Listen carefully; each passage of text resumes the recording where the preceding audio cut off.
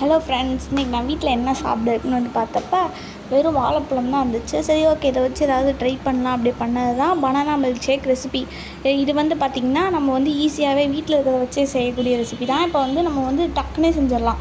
ஒரு 2 நிமிஷம் தான் ஆகும் செய்கிறதுக்கு. ஸோ பனானா அந்த மாதிரி கட் பண்ணிவிட்டு மிக்ஸி ஜாரில் போட்டு பனானாவை மட்டும் அரைச்சிடலாம். வாழைப்பழத்தை மட்டும் நான் ஒரு 3-4 வாழைப்பழம் எடுத்திருக்கேன். அது இந்த மாதிரி குட்டி குட்டியாக இருக்கிறதுனால நான் 3-4 எடுத்திருக்கேன். உங்களுக்கு எவ்வளோ தேவையோ அவ்வளோ எடுத்துக்கோங்க.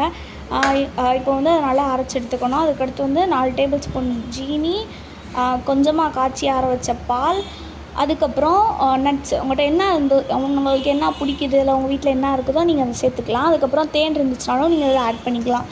அதுக்கப்புறம் வந்து இது நல்லாவே வந்து நம்ம அரைச்சி எடுத்தோன்னா நம்மளுக்கு ஒரு திக்கான ஒரு மில்க் ஷேக் வந்து ரெடி ஆகிடும். எனக்கு வந்து இப்படி தான் பிடிக்கும்னாலும் நான் இப்படி செஞ்சுருக்கேன். உங்களுக்கு இன்னும் கொஞ்சம் தண்ணியாக வேணும்னு நினச்சிங்கன்னா நீங்கள் இன்னும் கொஞ்சம் பால் ஆட் பண்ணிக்கலாம். செஞ்சு பார்த்துட்டு சொல்லுங்கள். பாய்.